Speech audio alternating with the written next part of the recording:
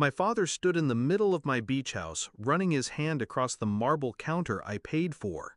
He smiled, not at me, but at the space. "This would be perfect for your brother's family." I just smiled back and made one call. I grew up in the shadows of perfect. My stepbrother got the new clothes. I got his hand-me-downs, frayed collars, and stretched-out sleeves. He got the first plate at dinner. I got what was left.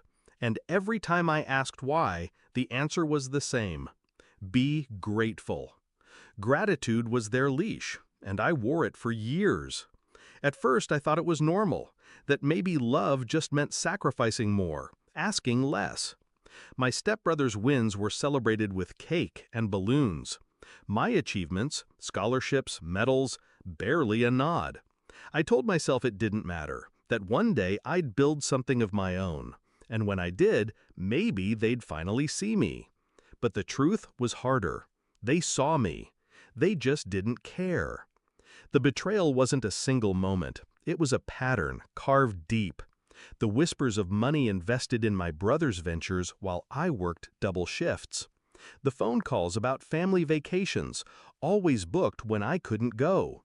The silence when I needed help. The open wallet when he needed rescue. I tested it once, asked my father for a small loan. He sighed, eyes heavy with disappointment. "You need to learn to stand on your own." 2 weeks later, I overheard him wiring 10 times that amount to my brother. That night, I stopped asking, but I didn't rage, I didn't beg, I planned. While they treated me like spare change, I studied balance sheets. While my brother burned through money, I learned how to multiply mine. Every rejection was fuel. Every slight was a blueprint. I bought my first property quietly. Then another. Then the beach house. All cash. No cosigners. No one's name but mine. And I waited. Because revenge is patient. So there we were. My father touring my beach house like a realtor, not a guest. My brother wasn't even there, yet his ghost filled the room. This would be perfect for his family. He looked at me expectantly, as if my role was obvious. Hand it over, step aside, smile while doing it. Old habits almost answered for me. Almost. But then I remembered every be grateful, every leftover meal, every slammed door when I needed a place to sleep.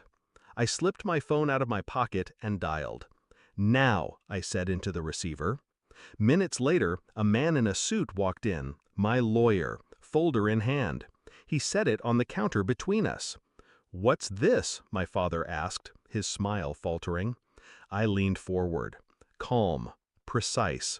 Deeds, titles, proof of ownership. This house, the rentals, the condos, all mine. Paid in full. His brows knit. "That's not what I cut him off. "No, it's not. You thought I'd build just so he could inherit. That I'd keep living in his shadow, funding his failures. That ends today." My lawyer slid another paper across the counter. A foreclosure notice. Not for me, for my brother. His last business venture had tanked harder than they realized. And when the bank came for the collateral, guess whose name was on the line? My father's. I watched the color drain from his face, watched his lips part, searching for words that wouldn't come. That silence, that stunned, breathless silence, was the moment I'd been waiting for my entire life. "You put everything on me," I said softly. "The blame, the scraps, the weight.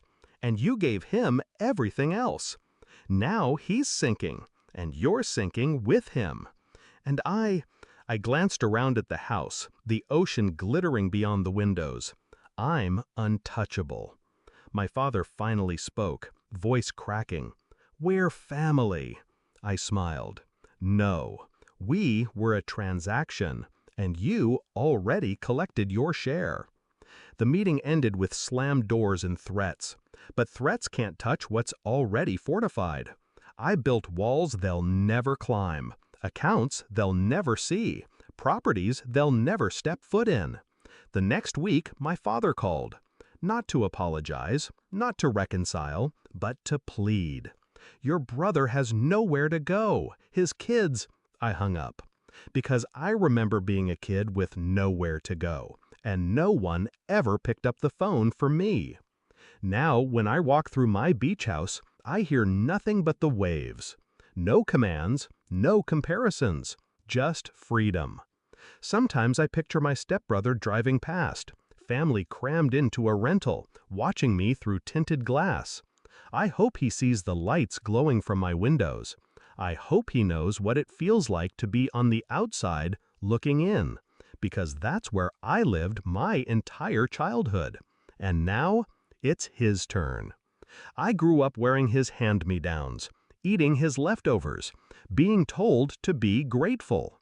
Now, I own everything they thought I never would. And when my father tried to hand it all back to him, I gave him something better: silence, and the sound of the ocean washing away everything they ever took from me.